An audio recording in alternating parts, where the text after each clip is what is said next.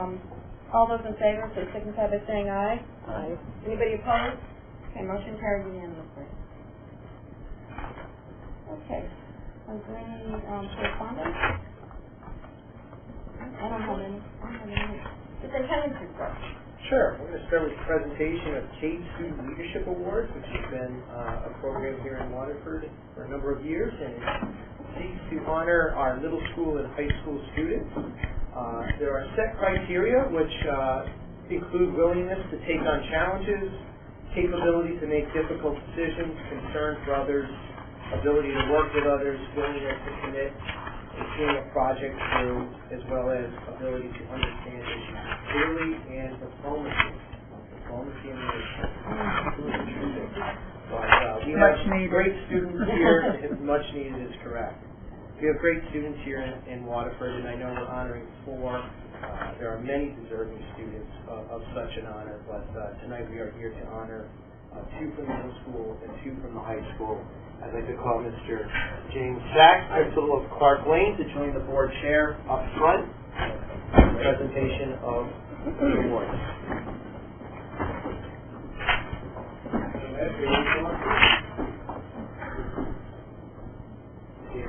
Right here.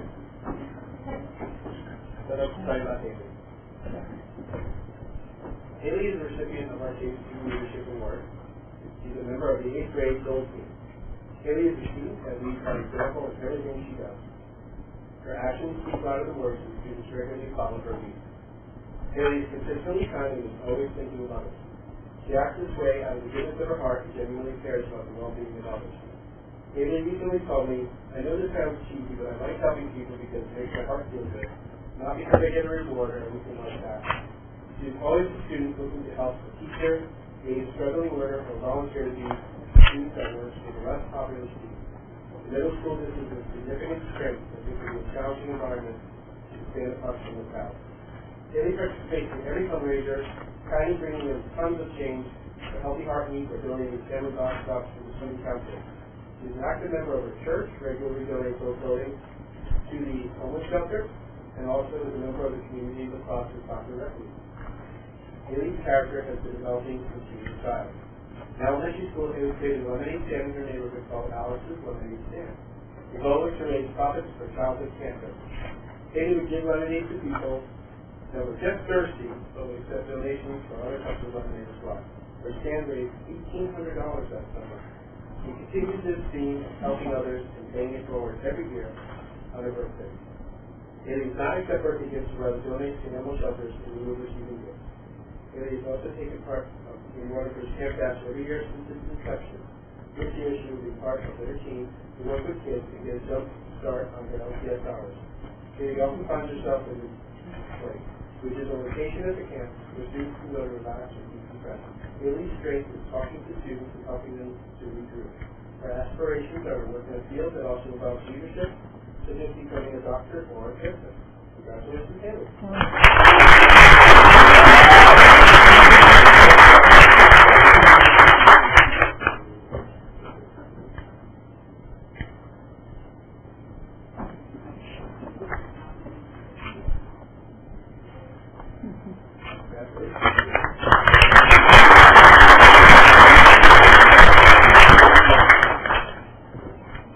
Our next recipient is Ryan Salvador.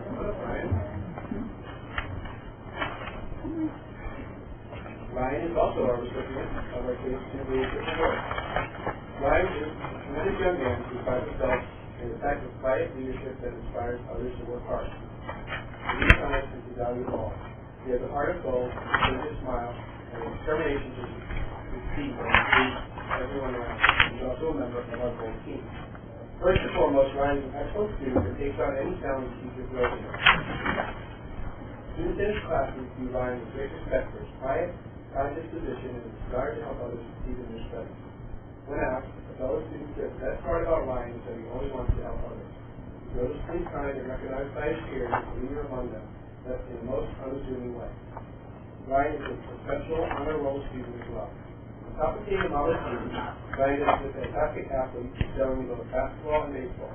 His work ethic translates to the athletic field as does his willingness to quietly lead, work with others, and take on challenges. He He has been a captain in both sports and won numerous individual sportsmanship awards. Recently, the Waterford Babe Ruth League earned a spot in the World Series. This group of students, led by Ryan, won the incredible honor of earning the tournament sportsmanship award. Ryan continues to improve and to help others to improve as well. Constantly giving back because of his nature, Ryan often does not notice that what he does to help still even to succeed and all that remarkable. This is part of his charm. However, his quality has certainly been noticed by his teachers and his peers. You cannot find a more helpful, determined, and quality young man than Ryan Stockmore. We are proud of his accomplishments and excited for his future, because the type of leader he is will certainly point all and all in a quality direction. Congratulations.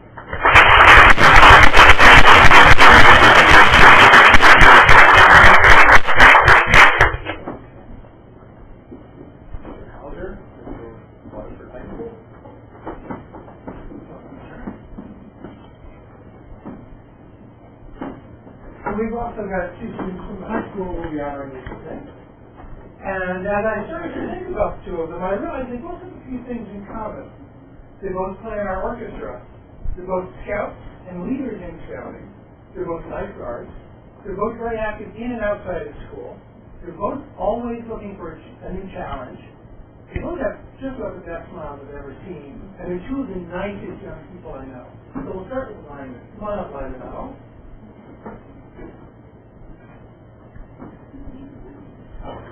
Very good. So I wrote Lyman's college, well, one of his college recommendation letters. Now I'm going to read you part of the first paragraph. I've known Lyman since he started high school, and I can confirm that he is a smart, hardworking, and well-rounded young man who consistently puts his best effort into all that he does. And equally important, Lyman is one of the nicest people I know, a caring and generous member of our school and town community who makes everything he's involved with a more positive experience through his caring spirit. So what does that look like in school? I mentioned he's always up for a challenge. This year alone, he's taking UConn level biology, advanced placement English, history, and statistics, and an honors anatomy and physiology, while also playing in our chamber orchestra. He's the vice president of the Model UN. He's a peer tutor. He's a member of our Ocean Science Bowl team. He's been a freshman orientation guy, and he's a varsity athlete.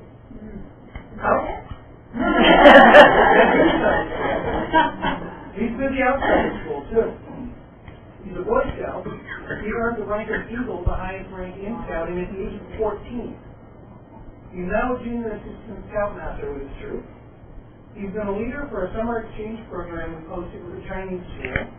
He's a swimming instructor and lifeguard, and he's volunteered at the Waterford Country School. And as his Eagle Project, I know a lot of Boy Scouts. I work with a Boy Scout troop. Eagle Projects tend to be big and public and flashy. Let's put our names on things. He did his at the Waterford Country School. He built a gazebo there, where most of us will never see it, but kids in real need will benefit from it. And that tells you everything we really need to know about life. That's who he is. Quietly helpful. Lyman will be attending UConn this fall, major in nursing.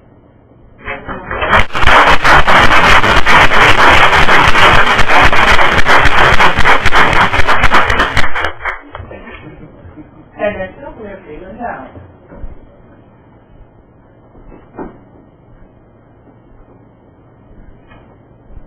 Coincidentally, I wrote one of Caitlin's college recommendations too. And I'm going to read part of the first paragraph of that one. Caitlin is a remarkable young woman who stands out to me for her commitment to serving others, her drive to succeed in all she does, and her passion for marine science. She has been an outstanding member of our school community throughout high school, and she will make an excellent addition to the Coast Guard Academy's next incoming class.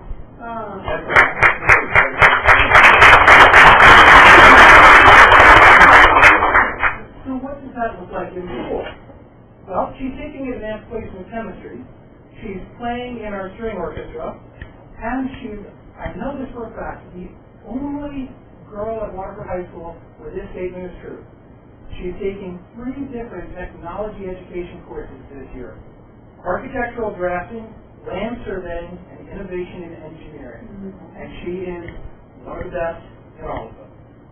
Last year, she took our UConn level marine science course, and as an independent project in that course, you may have heard of this, She built, designed, built, launched, and crafted unmanned sailboats. In doing that, she worked with the 4th grade class at Quaker Hill. She also worked with science and marine professionals in the United States and Ireland. Personally, I'm very happy she didn't vote to land her. It sailed successfully to Ireland, where she tracked it the whole way. When it arrived in Ireland, she traveled to Ireland to work with the students who found it there to relaunch it. And she said she was bored, I guess, one day. She wrote a children's book about it, which she had illustrated by another member of her class. I knew about it. And that's been covered extensively in the day. I think she's the only student at Waterford High who's been in the day more than I have. Thank you for that. For the image. Outside of school, she serves as a student ambassador to the Connecticut Department of Energy and Environmental Protection, where she was honored at a ceremony earlier this week. She's a Gold Star Girl Scout. She's been a summer camp counselor and lifeguard for Cub Scouts. If you've ever spent a lot of time around Cub Scouts, wow. She's a member of the Sea Scouts, and in that regard, she's the boatswain of her ship, the boatswain's mate for the New England flotilla of the Sea Scouts. She volunteers at a fire station. She volunteers at the Mystic Aquarium. And I just found this out last week. She's been invited to present at an International Marine Science Conference in New York later this spring. And as I mentioned already, she'll be attending the Coast Guard Academy next year.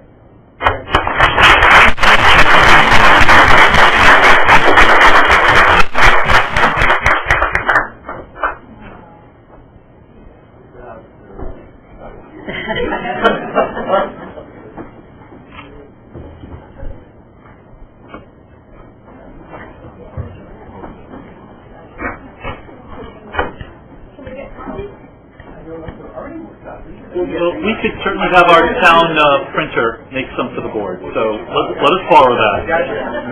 Congratulations to all 4 students. You are wonderful examples of what all that is great about our school system. So we're proud of you, and we're honored that you attend school here. So congratulations. One more round for that.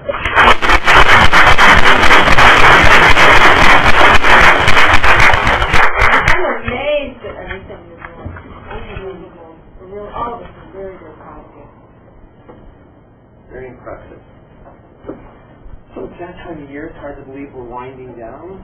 In some ways, we're winding up as we close out the year, but as tradition, like years. But I wanted to provide the board with a year in review. I mean, families are definitely welcome to stay and see some of the highlights or exit when you need to. Thank you for coming. Thank you.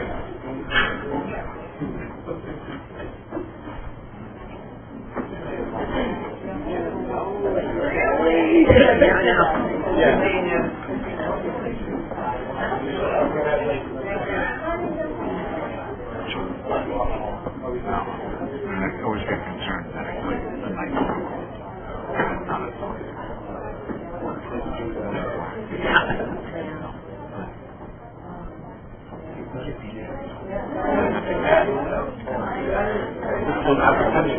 I never thought this morning was the thing that kids do.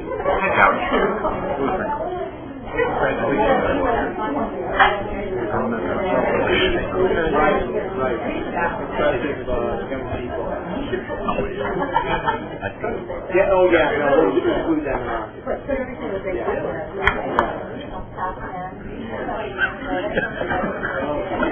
There's certain lines I run across. And right now it's that line about. So as I mentioned, I wanted to provide a brief overview of the great work going on in our school district this year. On behalf of our hardworking students and staff, I wanted to provide you with some highlights, some which you're certainly familiar with and others maybe not so familiar with. It's certainly not meant to be all-encompassing or all-inclusive because we would be here all night, literally, but rather an overview of the great teaching and learning going on in our district. I want to thank our entire team for a wonderful year. No matter the role one holds in our school district, everyone strives to put our students first. So what were those large buckets of work that we focused on this year? And I use that analogy of buckets of work intentionally because, as you know, buckets are filled with smaller items. And while we may have 3, 4, or 5 main focus areas, there are dozens, if not hundreds, of other things going on that fit within those contexts. So really, our 4 key areas of focus this year, or our 4 buckets of work, really fell into meeting the needs of all students, building the capacity of our staff, supporting and encouraging innovation. We certainly know that we must adapt in a very changing educational environment, and certainly promoting the good work and all the positive aspects of our school district is vital to our mission. We are in an educationally competitive environment, so that promotion is so important.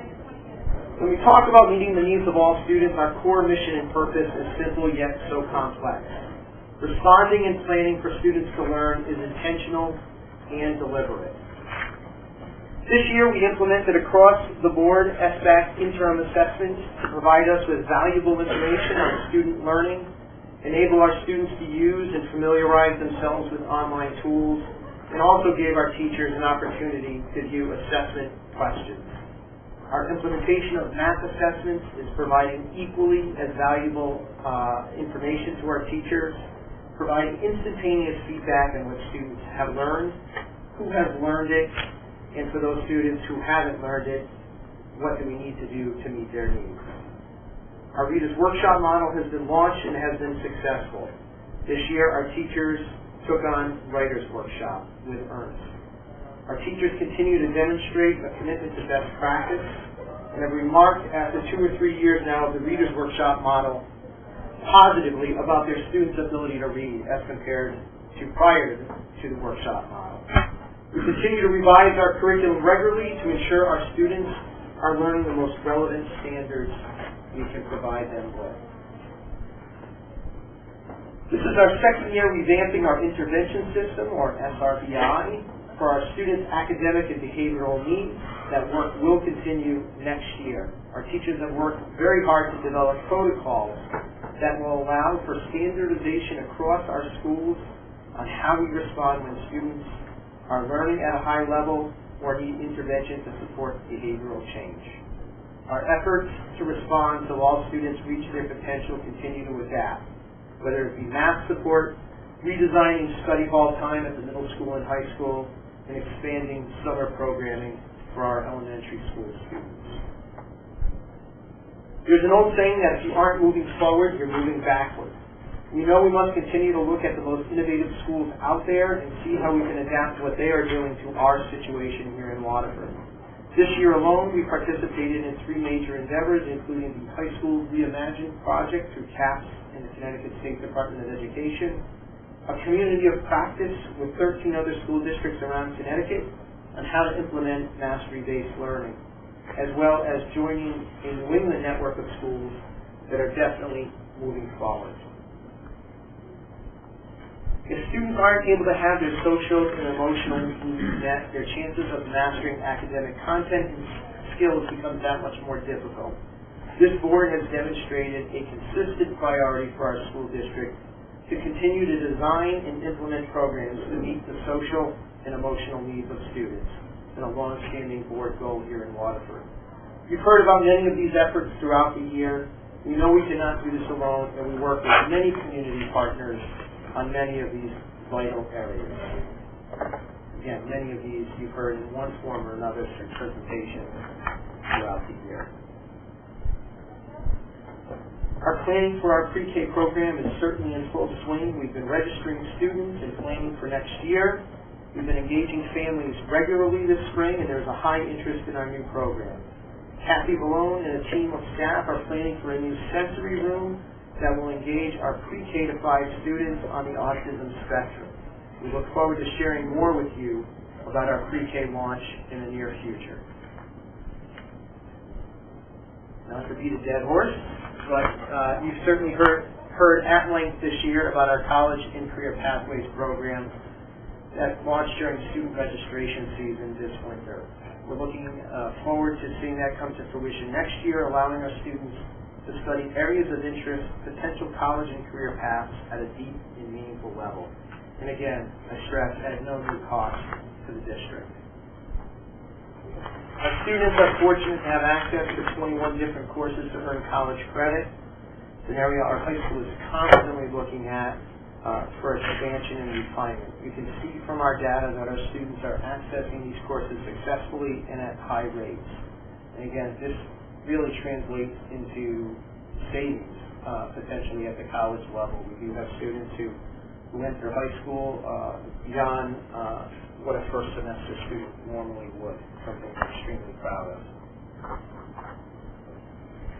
Certainly not new this year, but continues to be a very successful spotlight program for our district. It's certainly being recognized by those around the state as a model program for our 18 to 21-year-old students, and we continue to be proud of what that program offers our 18 to 21-year-old students.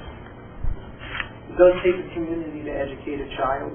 We're constantly examining ways to expand our reach and include more partners in our school system. More than ever, we know that maintaining community partnerships is vital to our mission. We're in the process of exploring new private sector partnerships. A team from the high school and central office met with representatives from Atlantic Broadband last week about ways to partner with them in internships and potential employment pipelines, and contact out to Electric Boat for a similar endeavor. When we talk about our second bucket of work around building the capacity of our staff, we know that by providing our staff the proper training, professional development, and learning opportunities can only benefit our students in the long run. We know that high-quality professional development is important, and we also know this board has been very supportive of that in very concrete ways, i.e. budget allocation for professional learning. We know that quality professional development has to be tailored to a teacher's needs, and those needs vary greatly in our district. We heard a presentation on our Teacher Leadership Academy a month or two ago, and recruitment for next year's cohort is in process. As a district, we have focused this year on how we utilize our PLC time, our professional learning community time, and maximizing the impact that time can have on teaching and learning. Continue to progress as a district, we know that we need to continually create a cadre of staff that help us lead. The Leadership Academy is one way we are doing that. When we talk about professional learning communities, as I mentioned a moment ago, our focus this year has been to work with staff on analyzing and utilizing data at a more meaningful level to guide instruction, as well as looking at instructional trends in student work. We know from the research these are high leverage strategies that can impact classroom practice. Looking at it on a deeper level, we know we've made progress this year in our enhancement of PLCs from our observations, as well as self-assessments by PLCs. We've seen progress in how PLCs operate this year. Representative sample, our teachers are reporting they're using protocols more at these meetings, protocols that are assisting them in looking at data and student work. They're defining the most important student learning goals, assessing student work samples as a team, increasing discussion on instructional practice and effects on student learning, and asking those key questions. What do we do when students don't learn? We know that high-quality professional development is important, and we also know this board has made that a priority. We have a very active PLEC committee, which stands for Professional Learning and Evaluation, made up primarily of teachers with some administrators from across the district and under the leadership of Mr. Powers. That group assesses our PD needs and designs our PD time throughout the year. Again, another way in which teachers are taking on a greater leadership role in our district. We have expertise in this district we often utilize through our EdCamp approach to professional learning. And beyond that, we're very fortunate to have engaged some of the top consultants in the country around math and language arts. We continue to refine our coaching model. You heard a presentation earlier this year about our coaching model, so I won't go into great depth, but it is an important resource for our teachers in the areas of literacy, numeracy, and technology. This graphic was designed by our coaching team to really illustrate how the various areas in our district intersect that ultimately lead to greater student achievement. Part of building the capacity of our staff is obviously hiring good people and supporting them when they're here. We were fortunate to be able to hire 15 teachers this year, 2 administrative hires, 1 for this year and certainly 1 for next. It is a comprehensive approach. Our school, beyond the district level, our schools engage our new teachers in regular meetings, hiring, retaining, and training our staff, and beyond teachers. We were fortunate to be able to send paraprofessionals to a paraprofessional symposium this year as well. So looking at our third bucket of work, we need to push the envelope and respond to the new norm in education, and we are. This is one of my favorite quotes in regards to today's changing educational landscape. We really are preparing children for things that haven't even happened yet, which is a tall task. That we know we're preparing them for jobs and situations that haven't occurred yet, haven't been invented. So we know providing them with transferable skills that they can apply to an ever-changing world is so important. In this area of innovation, our arts programs K-12 continue to thrive. Looking at numbers the other day with Mr. Powers, strings at the elementary level, well over 200 students across the 3 elementaries engaged in that work. The electives program at the middle school was expanded this year, and enhancements for next year are already underway. After school opportunities continue to expand, which is not uncommon to the secondary level, but I think we have a robust offering here in Waterford at the elementary level. We know that unstructured time, when school ends and before a parent may come home from work, can be a troublesome time for some youth. So after-school programming is so important. Under the leadership of Ed Crane, technology thrives here in Waterford, not only from an equipment and infrastructure standpoint, but also from an instructional standpoint. We're fortunate to be able to offer a wide variety of courses for our students, but also many learning opportunities for our staff. I was able to arrange an official Google certification class here in the district this year for 25 educators, and we had much more interest than 25. We had a waiting list, but we had to cap it. But that is a program that only benefits our staff and students in the long run. We are engaged in a strategic planning initiative. Some of those members are here tonight of that strategic planning group over the last year with broad representation. You've heard me say over 400 community and staff survey responses will come out of this with a 5-year plan. We've been able to revise our mission and belief statements for a changing world. We've been able to identify academic, social, and civic skills of what we think an ideal graduate from Waterford should possess. And we're currently in process of defining a continuum of progress with defined action steps for 5 strategic goals. We look forward to sharing a draft report with the board, hopefully by the end of June. That's our target date. We have 2 writing days next week and another one in June, so we're looking to finalize that. We know we're in a fiscal environment of being as efficient as we can under the leadership of Joe Mancini and Jay Miner. Our finance and operations departments continue to seek efficiency. Our staff is never complacent. That is one complaint that nobody can say about our staff, that's for sure. We continue to have staff many times on their own time chase competitive grants. We're utilizing 15 grants this year, totaling over $100,000. Opportunities for our students that we probably wouldn't get in a budget request, but are opportunities that our students can benefit from. Kudos to our staff for chasing those dollars, because it is work writing these proposals, and we don't win them all, but we certainly do win a lot. When we look at our last bucket of work around promoting our Waterford Public Schools, it is a priority for us. We know we face competition. With that said, we know we provide a high-quality education, and we need to promote what we do not only to our community, parents, and families, but to also the press. We always take advantage of public opportunities such as Board of Ed meetings, Chamber of Commerce, budget presentations to highlight the good work that our district is doing. And as you will note at the bottom of the slide, the board made this an official goal this year to really promote what's going on. Again, many of these you've heard about throughout the year, but the launch of our new district print and electronic newsletter has been very well received. Informational flyers on the counters of all of our schools, as well as town offices and community organizations.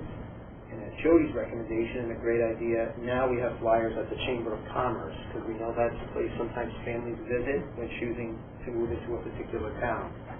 We have a great online, or a greater online presence this year with 2 new district-level Twitter accounts, and we have actively engaged the local press and media at a greater rate than ever before. Next year, we're looking forward to launching a new website and mobile app that will be more phone-friendly, and a website that will pop and be a little bit, again, more user-friendly for people to navigate. We're working on a new promo piece called Waterford Points of Pride. One of those 10 or 11 things that we're really most proud of that we can really put on a one-pager and really promote. And not on the slide, but we're going to host a realtor's breakfast next fall, so we can show real estate agents all the great things going on here in our school district. There's no better promotion than our students out in the community. We know that. We heard during the CABE Leadership Awards tonight the amount of community service those 4 students were engaged in. But in totality, our students average about 21,000 hours of community service a year in the greater Waterford community and throughout eastern Connecticut. Mr. Hauser is always careful to point out these are recorded hours. We know that our hours exceed this because sometimes students reach the 80 and I don't have to document anymore, and students who reach 200, 300, 400 hours sometimes say, well, I'm not going to do the paperwork anymore, but we know our hours and our students are great ambassadors for the good work going on here. Parent engagement takes many forms, as you know. Many of you have attended a parent event or 2 or a dozen or more. You see you often at them. We know our parents are engaged in a variety of programs throughout the district. I think what's been exciting over the last year, year and a half, is our schools really offering parent workshops in the evenings. You can see the topics up there. Anything from special education, how to read an IEP, to social media, to the SBAC and Common Core, technology, safety, all of those. Certainly you're familiar with the Parent Academy we launched last fall. And just this past Tuesday night, correct me if I'm wrong, Mr. Sachs, about 300 people at your Smarts Night. So, yeah. So, our parents do come out. You know, one measure of our parent satisfaction with our school district is certainly the parent survey that's out there right now for parents to access. We know there's certainly things we can do better at, and we take that parent survey data and those areas that are identified as an area we can beef up, turn into school goals. But by and large, our parents are extremely satisfied. And these were just some target categories that came out around the 95% satisfaction rate on the most recent data that we have.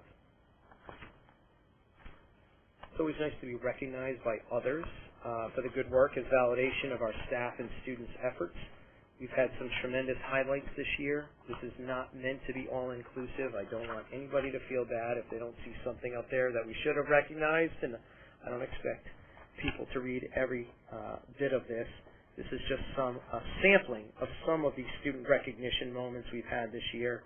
You know, I mentioned previously we had 2 of Connecticut's 13 National Merit Scholars. Only one other district had 2. Certainly, we had Caitlin here earlier, worldwide recognition for our marine science program with the launch of the Lancer boat. To other recognition at the state capitol and beyond. We're very proud. We had